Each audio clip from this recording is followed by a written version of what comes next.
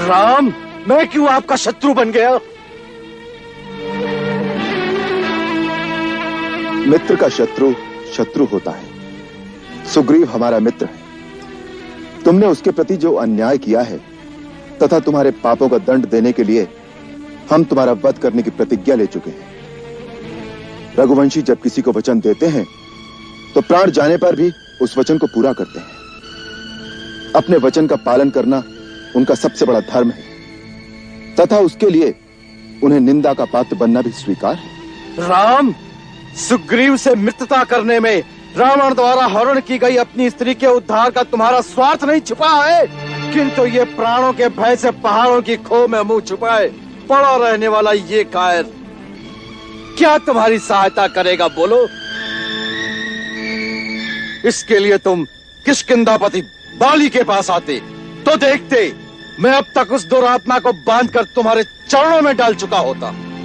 सीता को उसने सागर की अतल गहराइयों में, आकाश में या पाताल में कहीं पर भी छुपा रखा हो, मैं सीता माता को तुम्हारे हवाले कर देता। जिस प्रकार क्रूरतापूर्वक तुमने बाली का वध किया है, उस अनीति को तुम इतिहास की दृष्टि में कभी न्यायोचित नहीं ठहरा सकोगे। जो जन्म लेता है वो अवश्य मरता है, इसलिए मुझे मरने का शौक नहीं है। मेरे बाद सुग्रीव को राज्य मिलेगा, वो भी अनुचित नहीं है।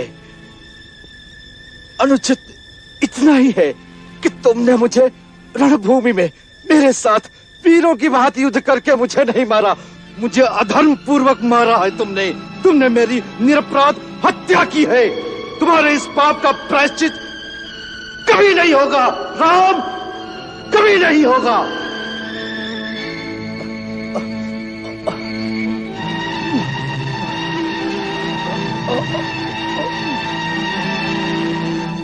वानरराज, आज मरणोन्मुख अवस्था में पहुंचकर तुम जिस धर्म, सत्कर्म और नीति की दुहाई दे रहे हो, अपने जीवन काल में उसी धर्म, सत्कर्म, न्याय और नीति का विचार तुमने सपने में भी नहीं किया। धर्म, अर्थ, काम और लौकिक सदाचार तुम स्वयं ही नहीं जानते हो। आचार्यों द्वारा धर्म के स्वरूप को ठीक ठीक जाने बिना ही आज तुम मुझे धर्म का उपदेश देना चाहते हो। मेरी निंदा करते समय तुम मुझे एक अबोध बालक के समान दिखाई दे रहे हो। तुम स्वयं चपल हो और चंचल चित्त वाले अजितात्मा वानर तुम्हारे मंत्री हैं। जिस तरह एक अंधा दूसरे अंधे को रास्ता दिखाए, वैसे ही तुम्हारे चपल मंत्री तुम्हें परामर्श देते हैं। फिर तुम धर्म का विचार कैसे कर सकते हो? धर्म के सूक्ष्म स्वरूप को कैसे समझ सकते हो? धर्म की बात तो दूर रही, अपने अपरिमित बल के मद में चूर होकर तुमने तो सामान्य लौकिक आचार व्यवहार का विचार भी कभी नहीं किया। बड़ा भाई, पिता तथा गुरु तीनों एक समान पूजनीय माने गए हैं। उसी प्रकार छोटा भाई, पुत्र तथा शिष्य तीनों एक समान माने गए हैं।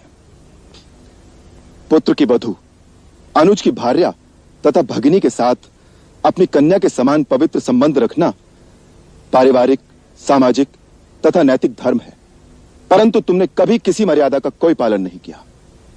अपने छोटे भाई सुग्रीव के साथ अन्याय करके बिना किसी दोष के उसे निष्कासित कर दिया और उसके जीते जी उसकी पत्नी रूमा को अधर्म और अनीति से पत्नी की भांति अपने अधीन रखा। ऐसे पुरुष का वध करना ही उसके लिए उपयुक्त दंड माना गया है।